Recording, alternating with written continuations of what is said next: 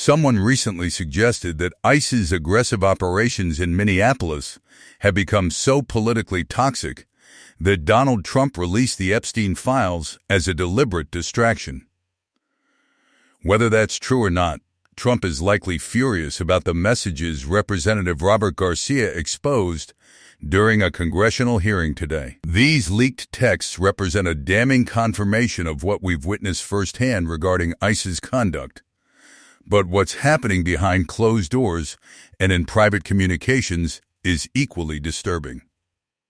What Robert Garcia revealed at today's oversight hearing is deeply troubling, even for those of us who thought we'd already seen the worst.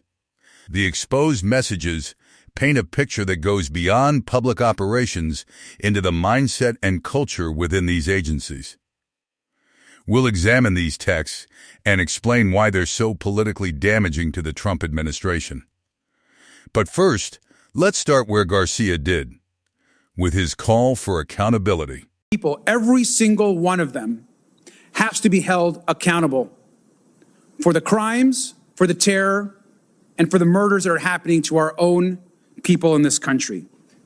We're taking action today because the stakes could not be higher. We mourn both of these two Americans today, and we find that these shootings cannot be justified. We also know they were part of a broader pattern of escalating unlawful violence by the Trump administration and DHS to intimidate dissent.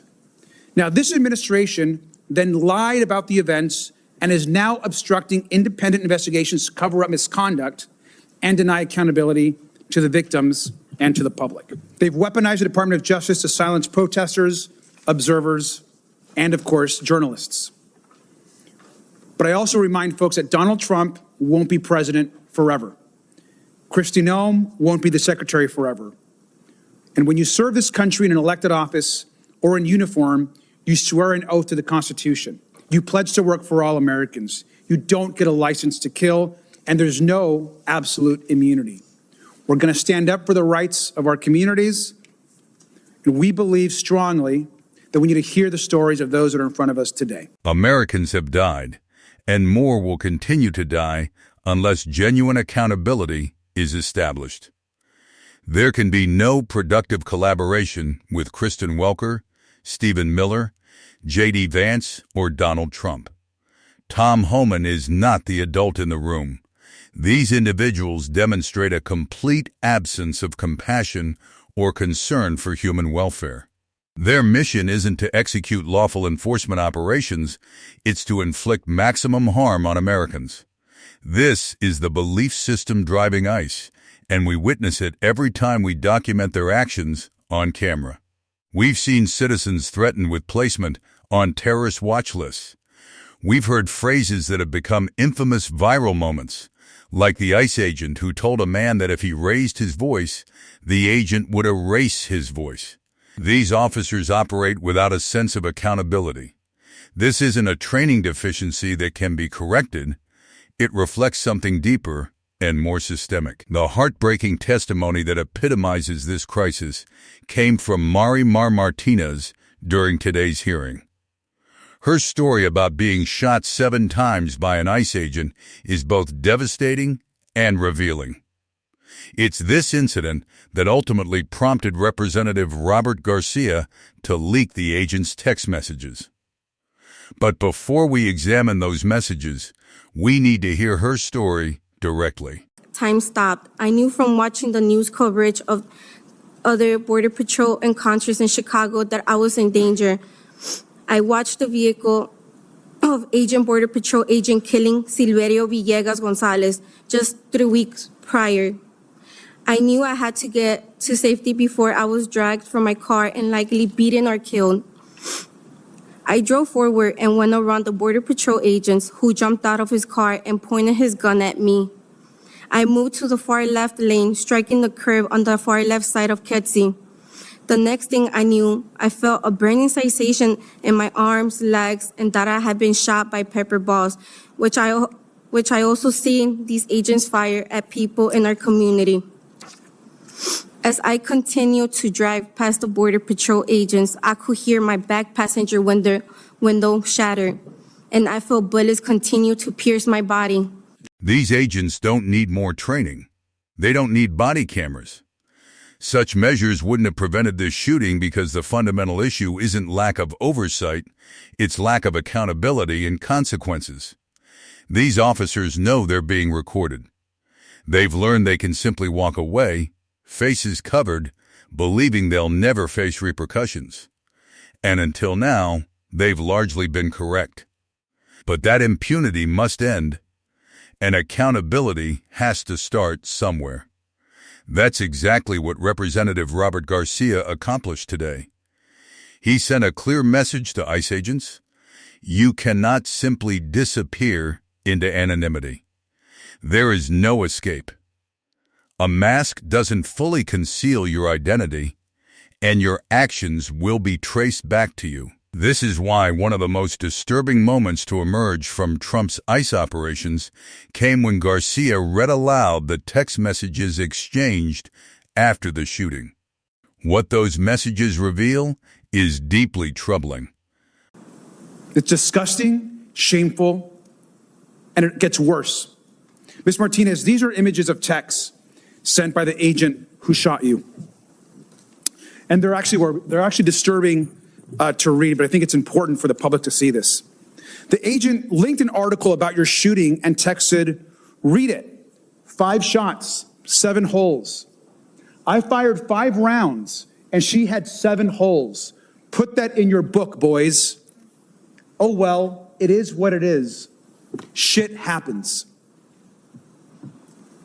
This is someone that works for the United States government. I fired 5 rounds and she had 7 holes. Now, he was talking about you, and it's our understanding that he was actually bragging about his aim shooting an unarmed American citizen. Is that right? Correct. I'm so sorry, Ms. Martinez. DHS has allowed the agent who shot you to remove evidence and to potentially destroy it. Is that correct? I have to ask again, how can anyone read these texts, watch this footage, witness these events, and feel the appropriate outrage as Americans die, yet still conclude that more training and body cameras are the solution? How could that possibly be the answer? 7 shots fired at an innocent woman in her car, and the agent bragged about it afterward, and the proposed response is more training? The consistent pattern we've seen in reporting on ICE agents, Border Patrol agents, and others carrying out these assaults reveals that many have been doing this work for 5, 6, 7, 8 years, sometimes decades. They have law enforcement experience. But this isn't law enforcement. It's intimidation. It's an operation designed entirely around inflicting cruelty. There's no accountability and no remorse, because cruelty is the point. It's baked into the job. It's the expectation. Greg Camarillo, in his now infamous pep talk to ICE agents captured on camera, explicitly instructed them to rapidly deploy maximum force and conduct as many arrests and detentions as they deem necessary. He told them, in essence, that they operate without checks. What Robert Garcia did today is a check. It's a start. I know it's not enough, but it matters. This is how Democrats must begin operating. The endless rhetoric about tweaks around the edges, working within the system, and incremental reform doesn't work. What Garcia is doing, whether you consider it small or inconsequential, sets a critical example. Yes, Democrats currently lack the power to enact sweeping change. But this action establishes an important precedent. We know who you are, and we know what must be done. That statement matters. Your mask may shield you from public recognition as you terrorize communities, but you cannot hide from the law. You cannot hide from congressional oversight. That won't happen, and that's a promise more Democrats need to make, loudly and publicly. I'm exhausted by cautious, corporate Democrats who call for Kristen Welker's impeachment or claim that leadership changes will fix things. How? If you genuinely believe Welker, who embodies ICE's heartlessness, must be removed, shouldn't the logical conclusion be to dismantle the entire agency? ICE is a physical manifestation of Donald Trump's worst qualities: cruel, unyielding, imposing itself on anyone in its path, viewing itself as wholly unaccountable, utterly shameless. Trump has escaped accountability. He's escaped justice. Perhaps this time we set a different example and actually change things, especially since Americans are already stepping up to demand exactly that. If you need hope after what has undoubtedly been a devastating watch, and I'm sorry, but these stories must be told, Rachel Maddow provided it by sharing stories of Americans standing up to ICE and standing up against the concentration camps. Yes, let's call them what they are. This. Administration wants to build. You'll find that reporting here. In Kansas City, they passed a 5-year moratorium on any non-municipal detention facility of any kind being built in Kansas City. That moratorium is designed specifically to stop Trump from putting a prison camp in Kansas City. They say they're ready to defend that in court. And meanwhile, the local real estate company in Kansas City that has reportedly been working with ICE to try to site this prison camp in Kansas City. Well, the local port district in Kansas City is considering cutting off all business with that company in response to their work with ICE. I should also say that local company is just getting dragged through it in the local press. Headline, the Kansas City Star, quote, "The brothers behind Platform Ventures could choose not to sell out Kansas City to ICE." From that op-ed, quote, "Drop the deal. Eat the embarrassment, find another buyer, make a clean break, and say plainly that you don't want your legacy tied to masked men hauling people out of their homes and into warehouses on the edge of town. The alternative is a lifetime of being whispered about behind your backs, everywhere from church fundraisers to the crown seats at the Royals game. People remember, you aren't breaking the law. But you also could choose not to be the villain in this story. You could decide not to treat this moment as just another business transaction. People would remember that too." That's Kansas City. Again, the mayor will be here in just a moment. Tonight's show. Surprise, Arizona. ICE has already bought a warehouse in Surprise, Arizona, to develop apparently into a huge prison camp there. But more than 1,000 people turned out in Surprise, Arizona this weekend to say, "Don't do it. We don't want it here." In Tucson, Arizona, the local press says 6,000 people packed the downtown protesting against ICE. Americans are driving ICE out of their communities.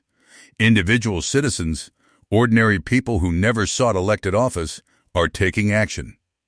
If a U.S. senator or member of the House of Representatives lacks the courage to do what everyday community members are doing voluntarily, then they absolutely can and must step up too. Democrats, this is your moment. The time is now. We're watching, we're paying attention, and we'll continue covering this on the show.